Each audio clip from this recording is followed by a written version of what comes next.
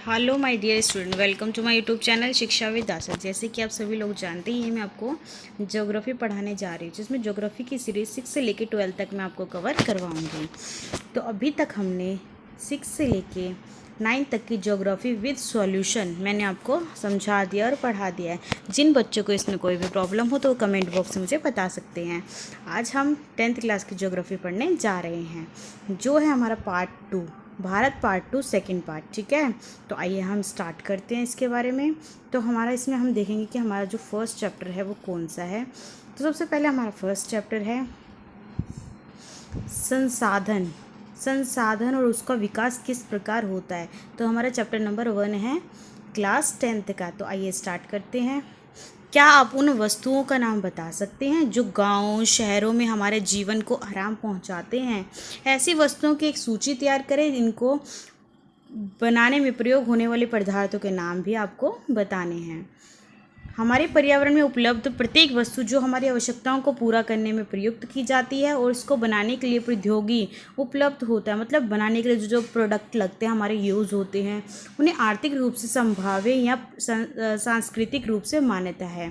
तो ये एक प्रकार का संसाधन है। जो प्रत्येक वस्तु लोगों की इच्छा और उपलब्धियों को पूर्ति करती है, उसे हम संसाधन का नाम देते हैं। हमारे पर्यावरण में उपलब्ध वस्तुएं भौतिक पर्यावरण के होते हैं, प्राकृतिक होते हैं।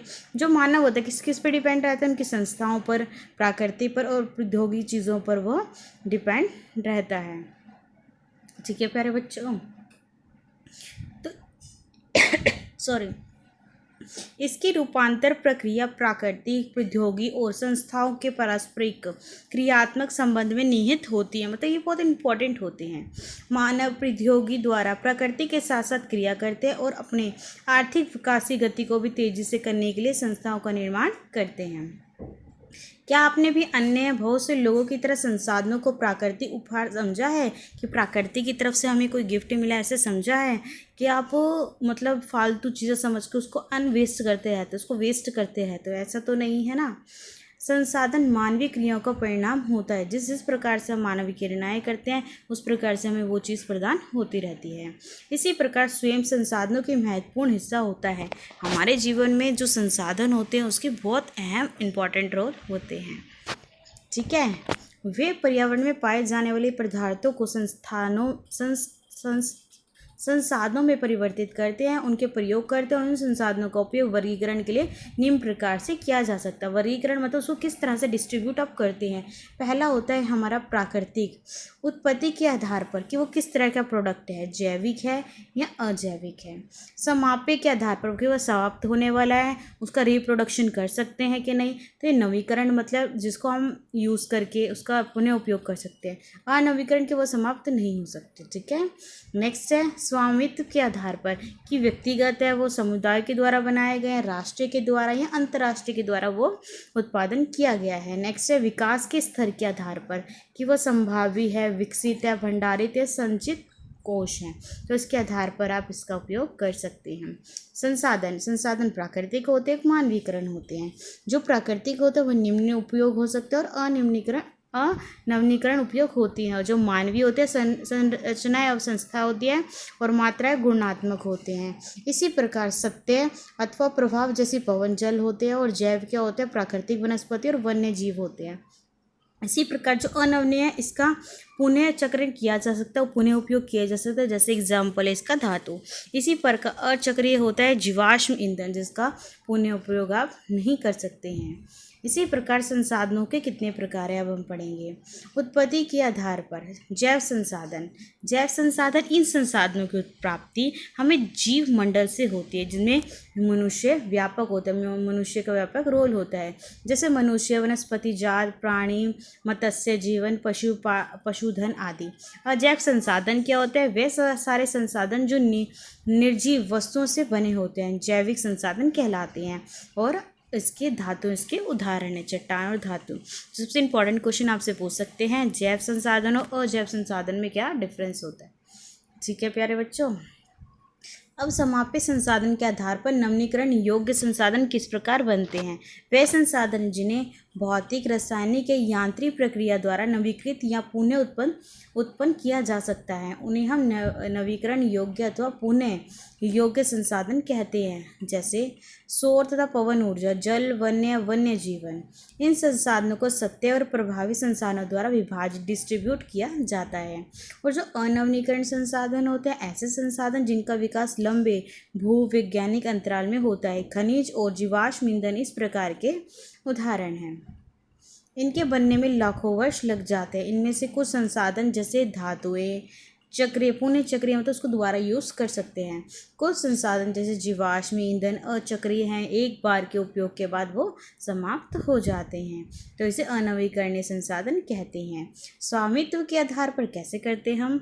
संसाधन निजी वस्तुओं के स्वामित्व के आधार में होती है। बहुत सी किसानों के पास सरकार द्वारा आवंटित भूमि होती है, जिसके बदले वे सरकार को लगान चुकाते हैं, मतलब टैक्स देते हैं। ठीक है। गांव में बहुत से लोग भूमि के स्वामी होते हैं, कोई उसके मालिक होते हैं। बहुत से लोग भूमिहीन होते हैं, जिनके पास कोई ज़मीन नहीं होती। शहर में लोग भूखंड, घरों, जायदाद के मालिक होते हैं। बाग, चारगाह, तालाब, कुएं, जल आदि संसाधनों के निजी स्वामित्व के आधार के कुछ उदाहरण होते हैं। अपने परिवार के संसाधनों की सूची आपको तैयार करनी है कि आपके पास कौन कौन से किस प्रकार के संसाधन हैं। नेक्स्ट है सामुदायिक स्वामित्व वाले संसाधन। ये संसाधन समुदाय के सभी सदस्यों को उपलब्ध कराते हैं। गांव की शामिलता भूमि, चारण भूमि, शमशान भूमि, तालाब इत्यादि और नगरीय क्षेत्रों के सार्वजनिक पार्क, पिकनिक स्थल, खेल के मैदान, वहाँ रहने वाले सभी लोगों के लिए उपलब्ध होते हैं। राष्ट्रीय संसाधन तकनीकी के तौर पर देश में पाए जाने वाले संसाधन राष्ट्रीय होते हैं। ठीक है। देश की सरकार को कानूनी अधिकार होते हैं, उस पर जो भी संसाधन होते हैं कानून का अधिकार होता है। वे व्यक्तिगत संसाधनों को भी आम जनता के हित में एकीकृत कर सकते हैं। ठीक है, बांट सकते हैं लोगों में भी, और लोग उसका प्रॉफिट ले सकते हैं यूज़ करके। आपने देखा ही होगा, सड़कें, नहरें, रेल लाइन व्यक्तिगत स्वामित्व वाले खेतों में बनी हुई है। शहरी विकास प्राधिकरण को सरकार ने भूमि अधिग्रहण अधिकार दिए हुए हैं।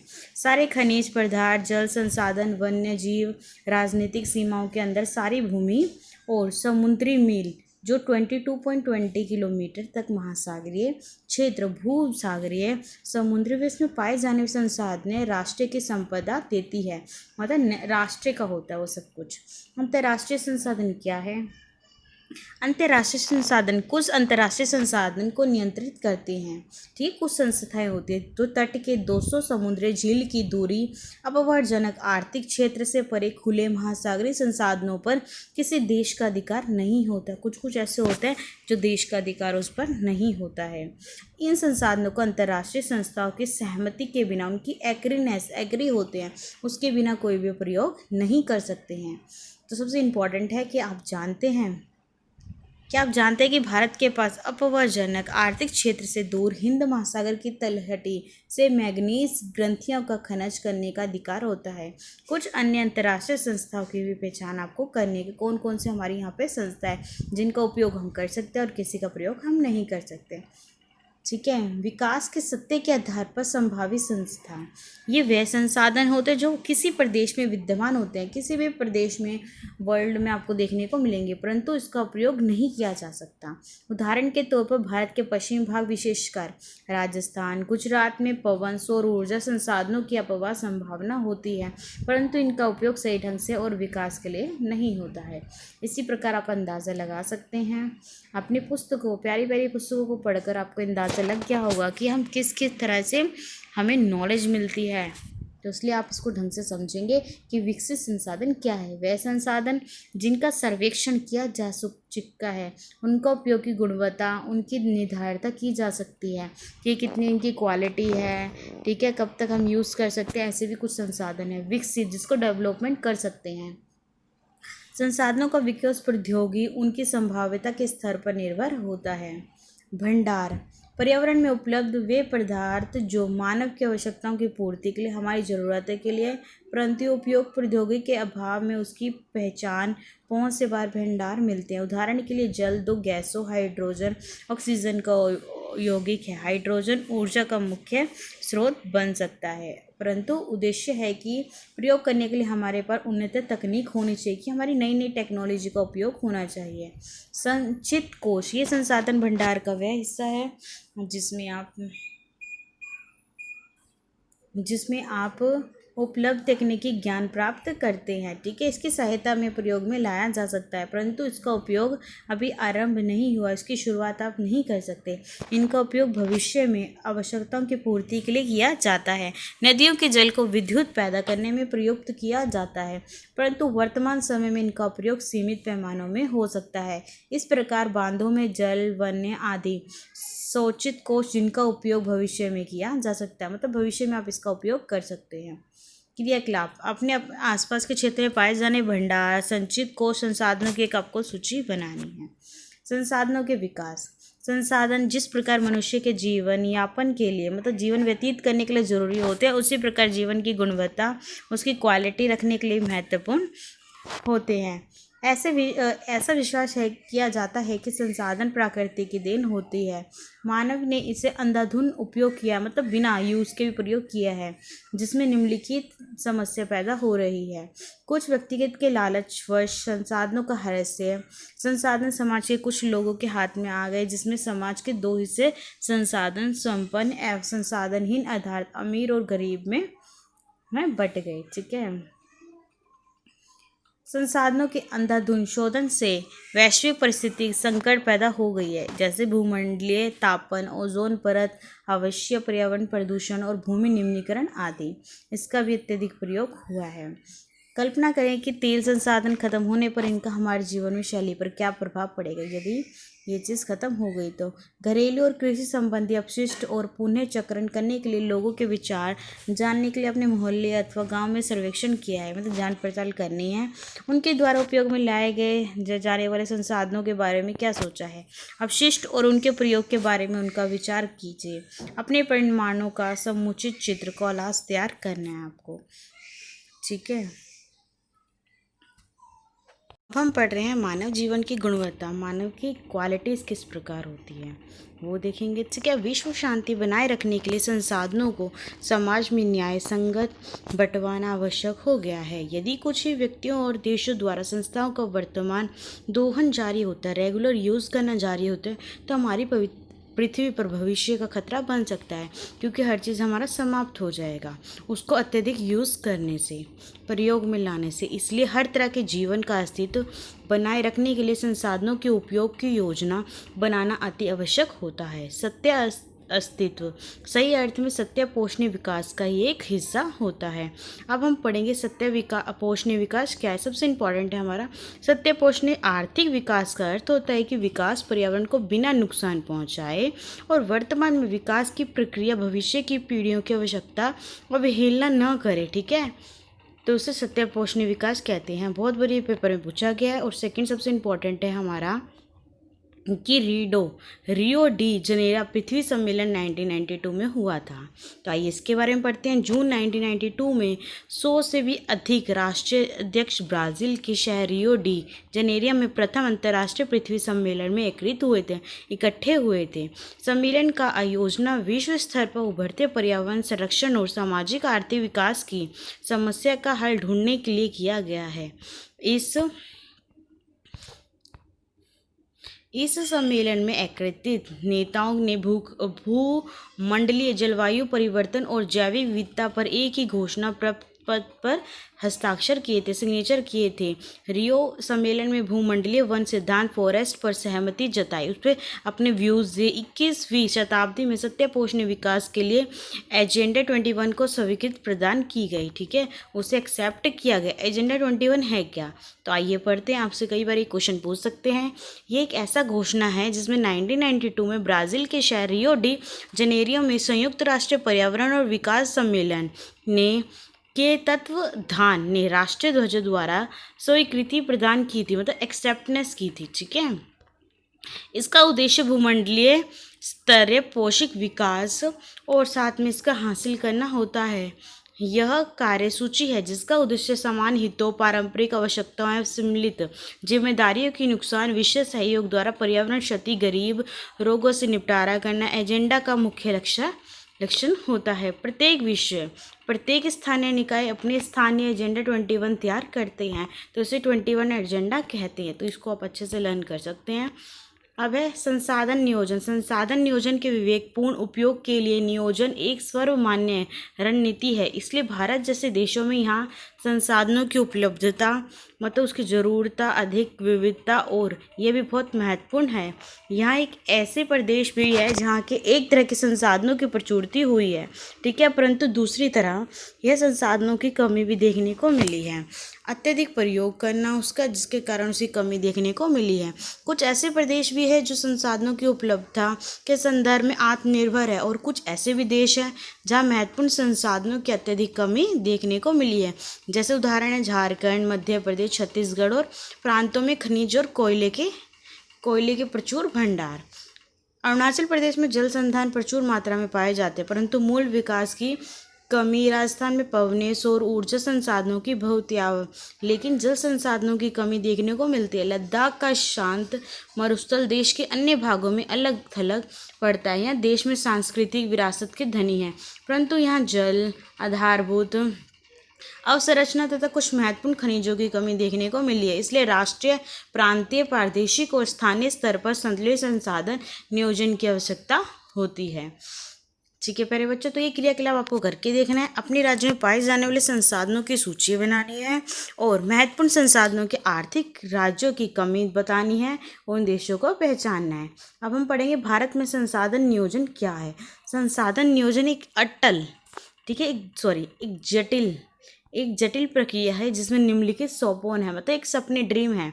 देश के विभिन्न संसाधनों की पहचान करना, उसकी तालिका बनाना मतलब सूची बनाना, उनकी पहचान करना। इस कार्य में क्षेत्रीय सर्वेक्षण करना कि इनका एरिया कितना है उसके बारे में, मानचित्र बनाना, संसाधनों की गुणवत्ता उसकी क्वालिटी को देखना, मात्रात्मक अनुमान लगाना, वो मापन करना।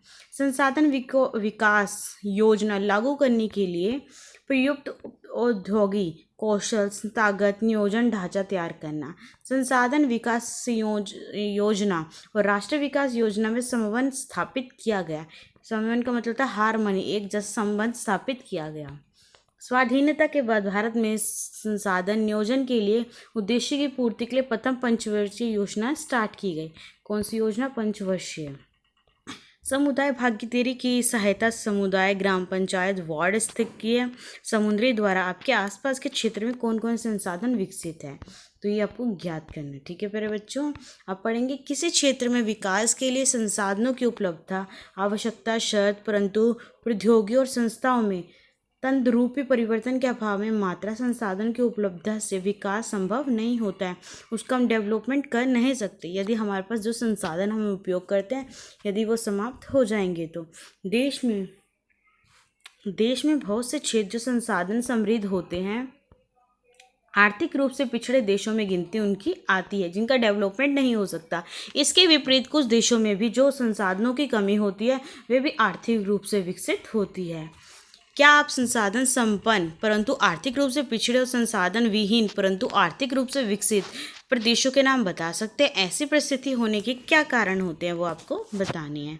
उपनिवेशन का इतिहास हमें बताता है कि उपनिवेशित में संसाधनों स्वपन विदेशी आक्रमण के लिए यह बनाए गए हैं। के लिए मुख्य आकर्षण क्या क्या होते हैं? उपनिवेशकारी देशों में बेहतर उपयोगी सहारे उपनिवेशों के संसाधनों का शोषण करते हैं किया है, उन पर अपना आधिपत्य स्थापित किया है। अतः संसाधनों किसी भी देश के विकास में तभी योगदान दे सकते हैं जब वह उपयुक्त प्रौद्योगिकी विकास डेवलपमेंट में परिवर्तन लिए जाएं। ठीक है, उपनिवेश के विभिन्न चरणों में भारत ने इन सब अनुभव किया है कि अंत भारत में विकास सामान्य तथा संसाधन विकास जो डेवलपमेंट होता है संसाधनों की उपलब्धता पर ही आधारित नहीं होता है, बल्कि इसमें प्रौद्योगिकी, मानव संसाधन की गुणवत्ता, उसकी क्वालिटी, ऐतिहासिक अनुभव का भी मान रहा है अगर किसी चीज़ को डेवलपमेंट बनाना है तो। संसाधनों का संरक्षण किस प्रकार होता है? संसाधन किसी भी तरह के विकास में महत्वपूर्ण भूमिका निभाते हैं, ठीक है, डेवलपमेंट में, परंतु संसाधनों के विवेकहीन उपयोग मतलब अत्यधिक उपयोग करने से अति उपयोग के कारण कई सामाजिक, आर्थिक, पर्यावरण समस्या भी पैदा हो जाती है और आपको देखने के लिए ज़रूर मिलती है। इन समस्या से बचाव के लिए विभिन्न स्तरों पर संसाधनों का संरक्षण, उसका बचाव किया गया है। भूतकाल से ही संसाधनों का संरक्षण बहुत ही नेताओं, चिंतकों के लिए चिंता का विषय होता जा रहा है। गांधी जी ने संसाधनों के संरक्षण पर अपनी चिंता पर इन शब्दों में व्यक्त किया है कि हमारे पास हर व्यक्ति की आवश्यकता पूर्ति करने के लिए बहुत कुछ है, लेकिन किसी के लालच की संतुष्टि के लिए नहीं है, ठीक है। कोई लालची होता है तो उसकी संतुष्टि के लिए नहीं है। किसने कहा है? गांधी जी ने। हमारे पास पेट भरने के लिए बहुत कुछ है, लेकिन पेटी भरने के लिए कुछ नहीं है। इनके अनुसार विश्व स्तर पर संसाधन हर हिस्से के लिए लालची, स्वार्थी व्यक्ति, आधुनिक प्रौद्योगिकी, शोषणात्मक प्रवृत्ति जिम्मेदारी है। वे अत्यधिक उत्पादन के लिए विरुद्ध थे, जिसके स्थान पर अधिक बड़े जन समुदाय द्वारा उत्पन्न किए गए पक्षधर थे। अंतर्राष्ट्रीय स्तर पर व्यवस्थित तरीके से संसाधन संरक्षण की वकालत 1968 में क्लब ऑफ रोमन ने की। तत्पश्चात 1974 में शुमशेर ने अपनी पुस्तक स्माइल इज़ ब्यूटीफुल में इस विषय पर गांधी जी के दर्शन के बारे में चित्रित उसके बारे में लिखा। 1987 में ब्रुंडटलैंड आयोग रिपोर्ट द्वारा वैश्विक स्तर पर संसाधन संरक्षण मूल्यवान योगदान किया गया, ठीक है। इस रिपोर्ट ने सत्य पोषण विकास सब्सटेंशनल डेवलपमेंट की संकलन प्रस्तुत की स्थापना की है, ठीक है। अब हम पढ़ेंगे कि संरक्षण की वकालत किस चीज़ को बचाना है, उसकी वकालत। ये रिपोर्ट हमारा साझा भविष्य और कॉमन फ्यूचर विश्व में पुस्तक के रूप में प्रकाशित हुआ। एक पुस्तक का नाम है। एक महत्वपूर्ण योगदान रियो डी जनेरियो ब्राज़ील 1992 में आयोजित वित्तीय सम्मेलन में किया गया। सबसे इम्पोर्टेंट है, इसकी डेट आप मत भूलिएगा, ठीक है प्यारे बच्चों। भू संसाधन क्या है? हम भूमि पर रहते हैं, इस पर अनेक आर्थिक क्रियाकलाप करते हैं, अलग अलग तरह के क्रियाकलाप करते हैं, विभिन्न रूपों में इसका उपयोग करते हैं। भूमि एक बहुत महत्वपूर्ण प्राकृतिक संसाधन होती है। प्राकृतिक वनस्पति, वन्य जीवन, मानव जीवन, आर्थिक क्रियाएं, परिवहन और संचार व्यवस्था भूमि पर ही आर्थिक होती है, ठीक है। परंतु भूमि पर सीमित संसाधन इसलिए उपलब्ध भूमि का विभिन्न उद्देश्यों के उपयोग सावधानी और योजनाबद्ध तरीके से होना चाहिए। भारत में भूमि पर विभिन्न प्रकार की भू आकृतियाँ देखने को मिलती है, जैसे पर्वत, पठार, मैदान, द्वीप जलाए जाते हैं। लगभग 33% भू क्षेत्र मैदान होता है, जो कृषि उद्योग के विकास के लिए सुविधाजनक होता है। पर्वत भू क्षेत्र के 30% भाग पर विस्तृत होते हैं। वे कुछ बारहमासी नदियों के प्रभाव को सुनिश्चित करते हैं। पर्यटन विकास के लिए अनुकूल परिस्थितियाँ प्रदान करते हैं। परिस्थिति के लिए महत्वपूर्ण देश के क्षेत्र लगभग 27% पठारी क्षेत्र होता है। इस क्षेत्र में खनिज, जीवाश्म ईंधन और वनों का अपचार संचयन कोष होता है, ठीक है। तो मुख्य भूमि आकृति के अंतर्गत कौन कौन से क्षेत्र आते हैं, ये आपको डायग्राम दे रखा है। ये 30% है, 27% है, 43% केवल मैदान है, ठीक है। और पर्वत हमेशा 30% है और पठार हमारे 27% पाए जाते हैं। इसी प्रकार अब हम सबसे इम्पोर्टेंट क्वेश्चन पढ़ने जा रहे हैं कि भूमि की क्या क्या उपयोग होते हैं। तो भू संसाधनों का उपयोग निम्नलिखित उद्देश्यों के लिए होता है। तो आइए उन उद्देश्यों की एक नज़र डालते हैं। सबसे पहले है वन के लिए, ठीक है, पेड़ पौधों के लिए। कृषि के लिए अनुपलब्ध भूमि बंजर तथा कृषि अयोग्य भूमि होती है। गैर कृषि प्रयोजनों में लगाई गई भूमि जैसे इमारत, सड़क, उद्योग आदि होती है। और थर्ड है हमारा परत भूमि के अतिरिक्त अन्य कोशी अयोग्य भूमि जैसे स्थायी चारगाह तथा अन्य गोचर भूमि, विविध कृषि, वृक्ष, फसलें तथा उपवनों के लिए अधीन भूमि जो शुद्ध बोए गए क्षेत्रों में शामिल नहीं है। कृषि योग्य बंजर भूमि जहाँ 5 से अधिक वर्षों में खेती न की गई हो। परत भूमि क्या होती है? परत भूमि जहाँ एक कृषि में वर्ष उससे कम समय में खेती न की गई हो, जो खेती एक समय में कम खेती नहीं करते हैं, ठीक है। नेक्स्ट है हमारा वर्तमान परत भूमि के अतिरिक्त अन्य परत भूमि या पुरातन परत जहाँ से लेके 1 से लेके 5 कृषि तक खेती न की गई हो। शुद्ध निकल बोया गया क्षेत्र एक कृषि में विश्व में 1 से अधिक बोए गए क्षेत्र को शुद्ध निकल बोए क्षेत्र में जोड़ा गया है। वो फसल कृषि कहलाती है। क्या कहलाती है? सकल कृषि कहलाती है। भारत में भू उपयोग प्रारूप क्या है? भू उपयोग को निर्धारित करने के लिए तत्वों में भौतिक कारक जैसे भू आकृतिक, जलवायु और मृदा के तथा मानवीय कारक जैसे जनसंख्या, घनत्व, प्रौद्योगिकी क्षमता, सांस्कृतिक परंपरा आदि शामिल इसमें हैं। भारत में कुल प्रौद्योगिक क्षेत्रफल 32.8 लाख वर्ग किलोमीटर है, परंतु 93% भू उपयोग आंकड़े उपलब्ध है। हमारे पूरी जनता कितनी है? 32.8 लाख है, वो इसमें 93% भूमि को उपयोग करते हैं। क्योंकि पूर्वोत्तर प्रांतों में असम को छोड़कर अन्य प्रांत को सूची क्षेत्र के बारे में जानकारी पता है। ठीक है, यहाँ पे हमारा किसमें उपलब्ध नहीं है, लेकिन इसके अलावा जम्मू कश्मीर में, पाकिस्तान और चीन अधिकृत क्षेत्रों में भूमि का उपयोग सर्वेक्षण नहीं किया गया है। भू उपयोग के 2 वृत्तीय प्रांत 1.4 की तुलना करें और बताया कि 1960 और 61 और 2008 और 9 के बीच में युद्ध निवल बोए गए क्षेत्र वनों के अंतरिक्त भूमि में बहुत सीमित परिवर्तन ही क्यों आए हैं। ठीक है, स्थायी चारागाह के अंतर्गत भूमि भी कम होती हुई नजर आई है। पशुधन की इतनी बड़ी संख्या के लिए चारा उपलब्ध कराने में असमर्थ होते हैं, क्योंकि इसके क्या परिणाम होंगे? वर्तमान में परती भूमि के अतिरिक्त अन्य परती भूमि अनुपजाऊ है। इन फसलें उगाने के लिए कृषि लागत बहुत ज़्यादा होती है, उस पर टैक्स जो होता है ना वो बहुत ज़्यादा दिखने को मिलता है। इस भूमि में 2 या 3 वर्षों में इनको 1 या 2 बार बोया जा सकता है। केवल आप 1 बारी या इसको 2 बारी बो सकते हैं, और यदि इसे शुद्ध निवल बोए गए हो तो क्षेत्र में शामिल कर लिया जाता है। तभी भारत के कुल सूचित लगभग 54% हिस्से में ही खेती आपको करने को मिलती है। शुद्ध निवल बोए गए क्षेत्रों का प्रतिशत भी विभिन्न राज्यों में विभिन्न होता है। क्या आपका कोई भी गांव है? तो जिन बच्चों को मुझे गांव है जो कृषि करते हैं उनको पता होगा वो कितना % उपजाऊ करते हैं और कितना सरकार को देते हैं, कितना टैक्स देते हैं, लागत देते हैं। तो कमेंट बॉक्स में मुझे उसके बारे में ज़रूर बताइएगा। अब आगे पढ़ते हैं। पंजाब हरियाणा में 80% भूमि पर खेती की जाती है, परंतु अरुणाचल प्रदेश में, मिजोरम, मणिपुर, अंडमान निकोबार द्वीप समूह में 10% से भी कम बोया जाता है। इन राज्यों में कुछ निवल बोए गए क्षेत्रों के कम अनुपात के लिए उत्तरदायी कारणों को ज्ञात करना है।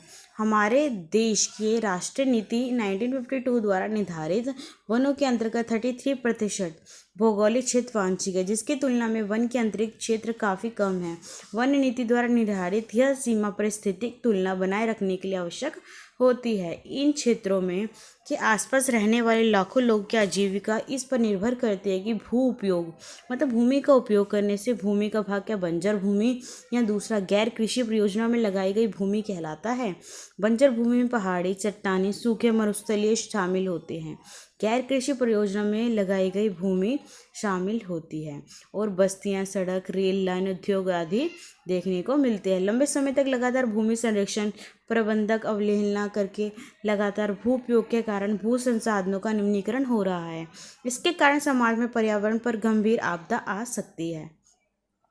भूमि निम्नीकरण और संरक्षण के क्या क्या उपाय है? भूमि एक ऐसा संसाधन है जिसका उपयोग पूर्वज करते हैं तथा भावी पीढ़ियां भी इसी भूमि का उपयोग करते हैं। हम भोजन, मकान, कपड़ा की अपनी मूल आवश्यकता 95% भाग भूमि से प्राप्त करते हैं। मानव क्रियाकलाप के कारण इन केवल भूमि का निम्नीकरण हो रहा है, बल्कि भूमि को नुकसान पहुंचना वाली प्राकृतिक ताकत भी बल देती है कि अनेक प्रकार की आपदा, बाढ़ का सामना करना पड़ता है हमें भी।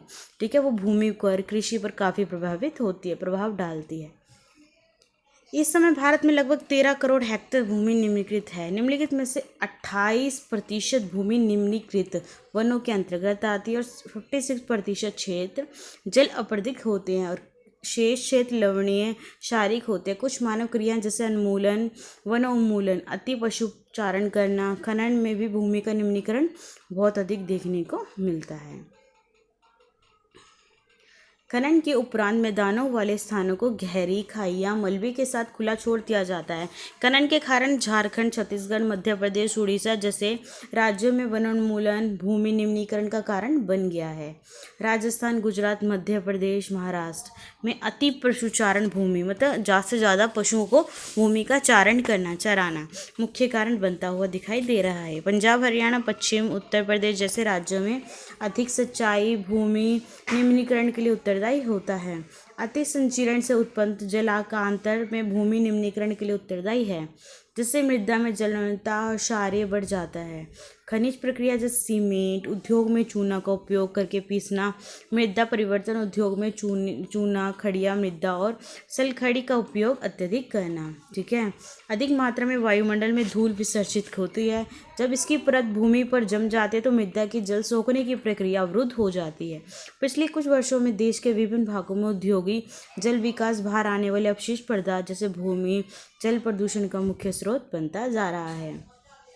भूमि निम्नीकरण की समस्या को सुलझाने के लिए कई तरीके हैं। वनोरोपण करना, वनों का अत्यधिक वनों का उगाना, चराहा करना, उचित प्रबंधन जिसमें कुछ हद तक मदद कर सकते हैं। पेड़ों की रक्षा करना, पशुचारण नियंत्रण करना, रेतीली टीलों को कांटेदार झाड़ियाँ लगातार स्थिर बनाने की प्रक्रिया करना। भूमि कटाव की रोकथाम शुष्क क्षेत्रों में की जा सकती है। बंजर भूमि को उचित प्रबंधन बनाना, खनन नियंत्रण करना, औद्योगिक जल का परिष्करण करना, ठीक है, और उसे विसर्जित करके जल भूमि प्रदूषण को कम किया जा सकता है। अब हम पढ़ेंगे कि मृदा संसाधन क्या है। मृदा सबसे महत्वपूर्ण नवीकरण योग्य प्राकृतिक संसाधन होते हैं। ये पौधों के विकास का माध्यम है जो पृथ्वी पर विभिन्न प्रकार के जीवों का पोषण करती है। मृदा की जीवांत तंत्र है। कुछ सेंटीमीटर गहरी मृदा बनने में लगभग लाखों वर्ष लग जाते हैं। छोटी सी मृदा अगर बनाई जाए तो काफ़ी टाइम लग जाता है। मृदा बनाने की प्रक्रिया में उच्चावच होना चाहिए, जनक शैली होना चाहिए, संसद शैली, जलवायु, वनस्पति, अन्य जैव पदार्थ भी यहाँ पे शामिल होने चाहिए। समय मुख्य कारण प्रकृति के अन्य तत्व जैसे तापमान यहाँ पर होना चाहिए, परिवर्तन और बहती हुई चीज़ें भी यहाँ पर उपलब्ध होनी चाहिए। ठीक है, ये है आपका, इसे कहते हैं ऊपरी संयंत्र की मृदा, इसे कहते हैं उप मृदा, अपक्षय चट्टानों वाले बालू, सिल्ट व मृत्तिका।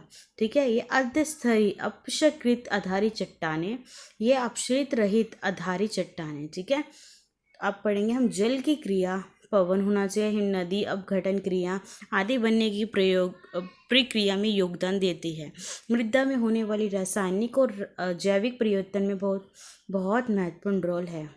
मृदा जैविक, ह्यूमस, अजैव दोनों प्रकार के पदार्थ होते हैं। ठीक है, मृदा बनने की प्रक्रिया को निर्धारित करने वाले तत्वों, रंगों, गहराई, गठन, आयु व रासायनिक और भौतिक गुणों के आधार पर भारत की मृदाओं के लिए निम्नलिखित होता है। मृदा का वर्गीकरण। भारत में अनेक प्रकार की उच्चावच, भू आकृति, जलवायु, वनस्पति पाई जाती है। इस कारण से अनेक प्रकार की मृदा विकसित होती है। अब हम पढ़ेंगे जलोढ़ मृदा। यह मृदा विस्तृत रूप से फैली हुई है, बहुत जगह पे फैली हुई है। ये देश के महत्वपूर्ण मृदा है। ठीक है, हमारे देश की सबसे बेस्ट मृदा कौन सी? जलोढ़ मृदा। वास्तव में संपूर्ण उत्तरी मैदान जलोढ़ मृदा से बना होता है। ठीक है, जो उत्तरी मैदान है वो किस मृदा से बना है? जलोढ़ मृदा से। यह मृदा हिमालय की 3 महत्वपूर्ण नदियाँ सिंधु, गंगा, ब्रह्मपुत्र नदियों द्वारा बनाई और लाई गई है। ठीक है प्यारे बच्चों, निक्षेप से बनी है। यह संग्रह गलियारे के द्वारा ये बहुत मृदाएं राजस्थान, गुजरात तक फैली हुई है। पूर्वी तटीय मैदान विशेषकर महानदी, गोदावरी, कृष्णा, कावेरी नदी के डेल्टे में भी जलोढ़ मृदा से बने हुए हैं। जलोढ़ मृदा में रेत, सिल, मृत्तिका के विभिन्न अनुपात पाए जाते हैं। हम नदी के मुहाने से घाटी के ऊपर की ओर जाते हैं। ठीक है, और मृदा के कणों का आकार बढ़ता हुआ नज़र आता है। क्या होता है यहाँ पर? जो मृदा है उसका आकार बढ़ता हुआ नज़र आता है। ठीक है, और यहाँ पर नदी घाटी के ऊपरी भाग में जैव जैसे ढाल, भंग के समीप मोटे कण वाली मृदा पाई जाती है। ऐसी मृदा पर्वतीय की तलहटी पर बने मैदानों जैसे द्वार, चोर क्षेत्र और तराई में आमतौर पर देखने को मिलती है। नेक्स्ट है हमारा कणों के आकार या घटकों के अलावा मृतकों की पहचान उनकी आयु से भी होती है। ये मृदा है, उसकी आयु से हम पहचान कर सकते हैं कि मृदा कितनी पुरानी या अभी बनी है। ठीक है, आयु के आधार पर जलोढ़ मृदा दो प्रकार की होती है। एक पुरानी जलोढ़ मृदा जिसे बागर कहते हैं, नई जलोढ़ मृदा खादर। तो आपसे कई बार क्वेश्चन में पूछा गया कि बागर और खादर में क्या अंतर होता है। सबसे इंपॉर्टेंट है 10th क्लास के लिए। भांगर मृदा में कंकड़ ग्रंथियां की मात्रा अत्यधिक होती है। खादर मृदा में भांगर मृदा की तुलना में ज़्यादा महीन और कण पाए जाते हैं। ठीक है, खादर में अधिक कण पाए जाते हैं। जलोढ़ मृदा बहुत उपजाऊ होती है। अधिकतर जलोढ़ मृदा पोटेशियम, फास्फोरस और चूना युक्त होती है, जो इनके गन्ने, चावल, गेहूँ और अन्य खनिजों दलहन फसलों में देखने को बनती है। ठीक है, अधिक उपजाऊपन के कारण जलोढ़ मृदा वाले क्षेत्रों में ग्रहण कृषि की जाती है। यहाँ जनसंख्या घनत्व भी ऐसा होता है। सूखे क्षेत्रों में मृदा अधिक क्षारीय होती है। इन मृदों का सही उपचार सिंचाई करने और उनकी पैदावार बढ़ाने को किया जाता है। काली मृदा, इन मृदाओं का रंग काला होता है। इन्हें रेंगर मृदा कहते हैं। क्या कहते हैं? रेंगर।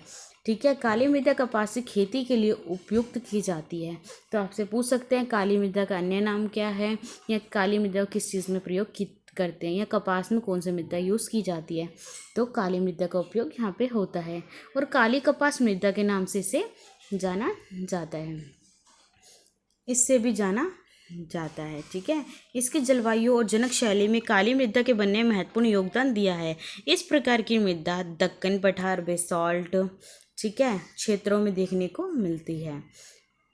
पश्चिमी भाग में भी पाई जाती है और लावा जनक शैली से बनी होती है। ये मृदा महाराष्ट्र, सौराष्ट्र, मालवा, मध्य प्रदेश, छत्तीसगढ़ के पठार पर पाई जाती है, और ये दक्षिण पूर्वी क्षेत्र में गोदावरी, कृष्णा नदियों की घाटियाँ तक फैली हुई प्रतीत होती है।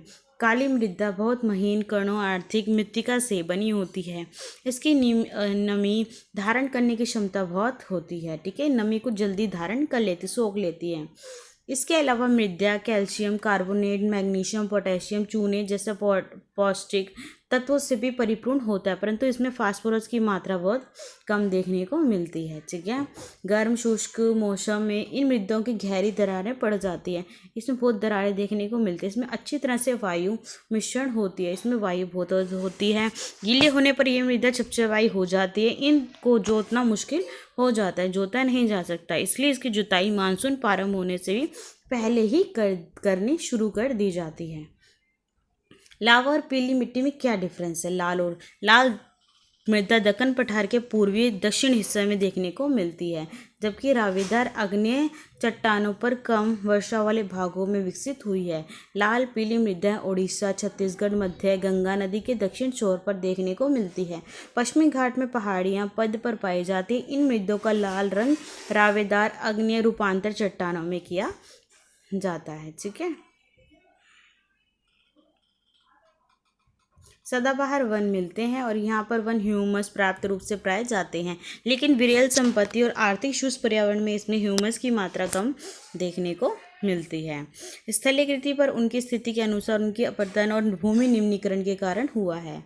मृदा संरक्षण की उचित तकनीक अपना इन मृदों पर कर्नाटक, केरल, तमिलनाडु चाय, कॉफ़ी उगाई जाती है। तमिलनाडु, आंध्र प्रदेश, केरला की लेटराइट्स मृदा काजू की फसलों के अधिक उपयुक्त होता है। मृदा मरुस्थलीय मृदा क्या? मरुस्थलीय मृदा का रंग लाल रंग का होता है, भूरे रंग का होता है। ये मृदा आमतौर पर रेतीली और लवणीय होती है। ठीक है,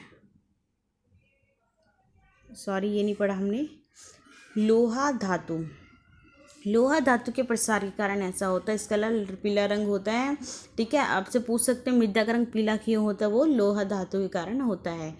लेटराइट मृदा क्या है? लेटराइट शब्द ग्रीक शब्द के कुछ शब्द लेटर से बना हुआ है। ठीक है, जिसका अर्थ होता है ईंट। लेटराइट मृदा का निर्माण उष्णकटिबंधीय तथा उपोष्ण कटिबंधीय जलवायु क्षेत्रों में आर्द्र ऋतु में किया जाता है। इसके आने के कारण यह है कि भारी वर्षा में अत्यधिक निक्षेपण होना उसका परिणाम है। लेटराइट मृदा अधिकतर गहरी होती है, इसका अम्लमान 6.6 होता है। इसमें सामान्य पोषक तत्वों की कमी होती है। यह अधिकतर दक्षिण राज्य महाराष्ट्र के पश्चिम घाट क्षेत्रों में, उड़ीसा, पश्चिम बंगाल के कुछ भागों, पूर्वी उत्तरी देशों में पाई जाती है। यहाँ पर मिट्टी में पर्णपाती और सदाबहार वन देखने को मिलते हैं। ठीक है, इन क्षेत्रों में नमी की मात्रा इतनी अधिक होती है कि झीलों से जल वाष्पीकृत करके खानों के नमक में भी बनाया जाता है। ठीक है, क्या बनाता है? खानों का नमक भी बनाया जाता है। शुष्क जलवायु, उच्च तापमान के कारण जल वाष्प पर अधिक दर होता है। मृदाओं में ह्यूमस की नमी कम होती है। मृदा की सतह के नीचे कैल्शियम की मात्रा बढ़ती हुई प्रतीत होती है। ठीक है, नीचे की परत में चूना कंकड़ सतह पाई जाती है। इसके कारण मृदा में जल अत्यंत संयपन इन्फिल्ट्रेशंस अवरुद्ध हो जाता है। इस मृदा को सही तरीके से संचित करके कृषि योग्य बनाया जाता है, जैसे कि पश्चिमी राजस्थान में हो गया है। वन मृदा क्या है? अब पढ़ेंगे हम वन मृदा। तो ये मृदा आमतौर पर पहाड़ी इलाकों में देखने को मिलती है, पर्वतीय क्षेत्रों में पाई जाती है। यहाँ पर प्राप्त वर्षा उन्हें उपलब्ध है। यहाँ मृदा की गठन पर्वतीय प्रणाली के अनुसार बदलता हुआ दिखता है। ठीक है, इन नदी घाटे में मृदा दोमट सिल्टाइट होती है। ये परंतु ऊपरी ढालों पर इनका गठन मोटे कणों का होता है। हिमालय के हिमाचली क्षेत्रों में इन मृदा का उपयोग बहुत अपर्दन होता है। ये आधी सिलिक तथा हुमस रहती हुई इन घाटियों के निचले क्षेत्रों में विशेषकर नदियाँ, सोपान, जलोढ़, पंखिया आदि में ये मृदा देखने को आपको मिलेगी। ठीक है, मृदा अपरदन का संरक्षण किस प्रकार किया जा सकता है? मृदा के कटाव को रोकना, उसके भाव की प्रक्रिया को मृदा अपरदन कहते हैं। सबसे इम्पोर्टेंट क्वेश्चन है, बहुत बड़ी क्वेश्चन में आया हुआ है कि मृदा अपरदन कैसे किसे कहते हैं, उसका संरक्षण किस प्रकार कर सकते हैं। इसके बनने और अपरदन की क्रिया, आइए पढ़ते हैं इसके आगे। क्रिया आमतौर पर बहुत साथ साथ चलती हुई प्रतीत होती है और दोनों में संतुलित होता है, परंतु मानवीय क्रियाएं जैसे उन्मूलन, पशुचारण, निर्माण, खनन इत्यादि कई बार देखने को मिला है। यह संतुलन में भंग हो जाती है। प्राकृतिक तत्व जैसे पवन, हिमनदी, जल मृदा अपरदन करते हैं। बहता जल मृदा की युक्त, ठीक है, जहाँ पे मृदा नहीं होती, मृदा को कटाव हुई गहरी वाहिका बनाता है, जिन्हें अवनिकाएँ कहते हैं। ऐसी भूमि जहाँ जोते योग्य नहीं रहती उसे उत्खात भूमि कहते हैं। चंबल बेसन में ऐसी भूमि को खड्डेड भूमि कहा जाता है। कई बार जल विस्तृत क्षेत्र को ढके हुए ढाल के साथ नीचे की ओर बहता है। ऐसी स्थिति में क्षेत्र की ऊपरी मृदा खुलकर जल के साथ बह जाती है। इसे चादर अपरदन कहा जाता है। पवन द्वारा मैदान अथवा ढालू क्षेत्र में मृदा को उड़ाल कर ले जाने की प्रक्रिया को हम पवन मृदा कहते हैं। कृषि के गलत तरीके से भी अपरदन मृदा अपरदन होता है। गलत तरीके से भी आप मृदा अपरदन देखने को मिलता है। गलत ढंग से हल चलाना, ये सब मृदा अपरदन को बढ़ावा देता है।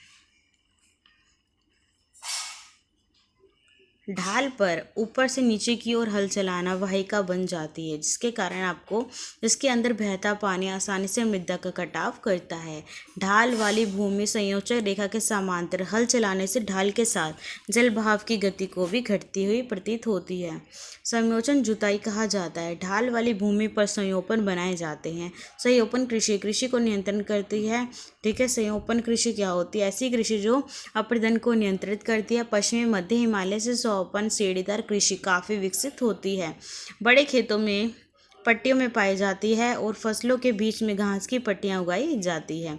ये पवने द्वारा जनित बलों को कमज़ोर कर देती है। इस तकनीक को पट्टी कृषि कहते हैं। पेड़ों के कतार में लगाकर रक्षक मेखला बनाई जाती है। पर्वतों की गति को कम करता है। इन रक्षक पट्टियों को पश्चिम से भारत में रेत के टीले स्थिरीकरण में महत्वपूर्ण योगदान निभाते हैं। ठीक है, भारत के पर्यावरण की दिशा किस प्रकार है, आइए समझते हैं।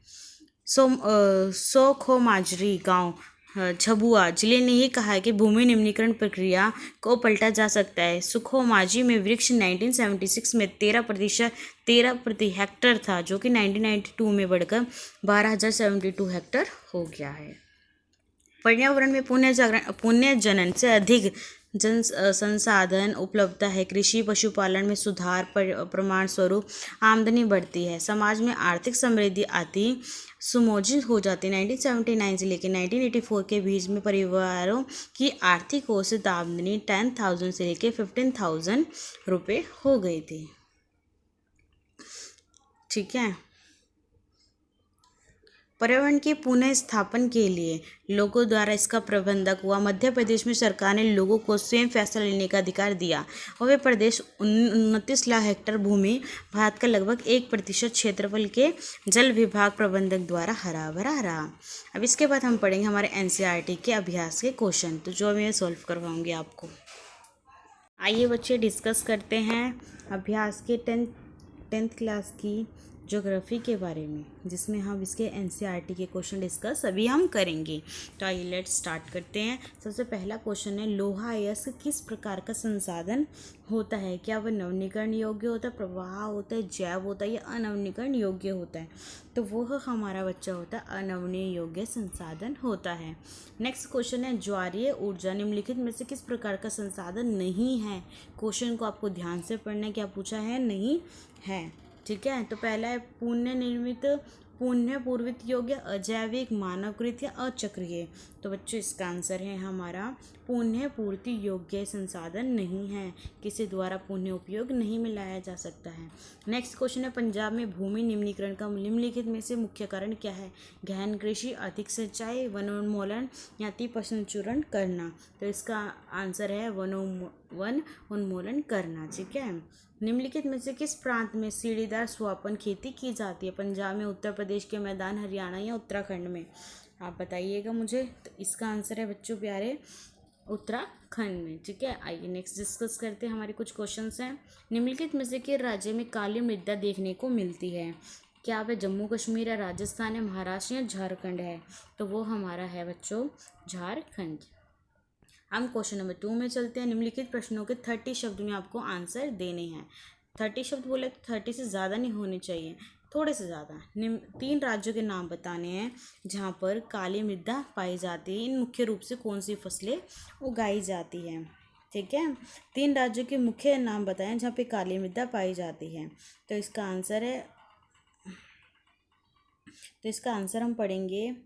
इसका आंसर है कि इस पर मुख्य रूप से कौन सी फसलें उगाई जाती है? उत्तरी काले मैदान की रंग नीले रंग की मृदा काले रंग की मृदा पाई जाती है, जिससे रेंगन मृदा कहते हैं। ये लावजनिक शैल से बनी है। ये मृदा महाराष्ट्र, मालवा, मध्य प्रदेश, छत्तीसगढ़ में देखने को मिलती है। ठीक है, काली मृदा कपास की खेती के लिए बहुत उचित मानी गई है। नेक्स्ट क्वेश्चन है, पूर्वी घाटी के तट नदी क्षेत्र किस भाग में मृदा पाई जाती है? इस प्रकार की मृदा 3 विशेषता बतानी है। ठीक है, ये मृदा हिमालय की 3 महत्वपूर्ण नदियाँ प्रांत सिंधु नदी में देखने को मिलती है। जलोढ़ मृदा रेत सिलट भूमि मृतिकाओं के विभिन्न अनुपात में पाई जाती है। जैसे जैसे हम नदी के मुहाने में घाटी ऊपर की ओर जाते हैं तो मृदा के कणों का आकार भी बढ़ता हुआ प्रतीत होता है। क्या होता है? हमारे कण भी बढ़ते हुए प्रतीत होते हैं। जलोढ़ मृदा बहुत उपजाऊ होती है। अधिकतर जलोढ़ मृदा पोटेशियम फॉस्फोरस चन्य युक्त होती है। इनको खेत चावल, गेहूँ, अनाज, दलहन फसलों की खेती की जाती है। अत्यधिक उपजाऊ के कारण जलोढ़ मृदा वाले क्षेत्र में गहन कृषि देखने को मिलती है। नेक्स्ट क्वेश्चन है हमारा, पहाड़ी क्षेत्रों में मृदा अपरदन रोकथाम के लिए क्या कदम उठाए हैं? तो इसके कदम देखते हैं कौन कौन से इसके बारे में एक्शन लिए गए हैं। ठीक है प्यारे बच्चों, तो पर्वतीय स्थलों में समोच्च रेखा के समांतर इन्हें हल चलाने के साथ साथ जल भाव की गति को घटाने चाहिए। ये समोच्च जुताई कहते हैं। पर्वतीय ढालों पर सीढ़ी खेत नुमा एक अपरदन को रोकने के लिए इसका कदम उठाया गया है। पर्वतीय क्षेत्र में पट्टी कृषि द्वारा मृदा अपरदन को रोका जाता है। इससे बड़े बड़े खेतों के साथ साथ उसके बांध भी बनाने चाहिए। पर्वतीय ढालों पर बांध बनाकर जल प्रवाह को संयोजित ढंग से खेती के काम में लाया जा सकता है। मृदा रोकथाम बांध अवलांकलिका के फैलाव को रोकता है। मृदा क्षेत्र में पट्टी कृषि के द्वारा मृदा अपरदन को रोका जा सकता है। इसे बड़े खेतों को पट्टिका भी में बांटा जा सकता है। फसलों के बीच में घास की पट्टियां उगाई जाती है। ये पवने द्वारा जनित बलों को कमजोर कर देती है। नेक्स्ट क्वेश्चन है, जैव और अजैव संसाधन क्या है? जैव और अजैव संसाधन में क्या डिफरेंस है? जैव संसाधन वे संसाधन जिनकी प्राप्ति जीवमंडल से होती है, जिनमें जीवन व्यापक होता है, मतलब जीवन पाया जाता है, उसे जैव मंडल कहते हैं। जैसे मनुष्य, वनस्पति, जगत प्राणी आदि। ठीक है, अजैव संसाधन क्या होते हैं? तो अजैव संसाधन वे संसाधन जिसमें वे सारे जीवन जो निर्जीव होते हैं, वस्तुओं से बने होते हैं, जैसे चट्टानें, धातुएं, ये सब अजैव संसाधन कहलाते हैं। नेक्स्ट थर्ड क्वेश्चन, निम्नलिखित के शब्दों में अंतर देना है। भारत में भूमि के उपयोग का वर्णन करें। 1960 और 61 में महत्वपूर्ण वृद्धि नहीं हुई है, इसका क्या कारण है? ठीक है, तो भारत में उपयोग भूमि का वर्णन करें 1996 में। भारत में भूमि का उपयोग अलग अलग प्रकार के कार्यों में किया जाता है। कुल 93% भाग ही इसका उपयोग में आंकड़ों में लाया गया है। कुल प्राप्त 4.6 ही प्रतिशत की भूमि में उपयोग किया जाता है।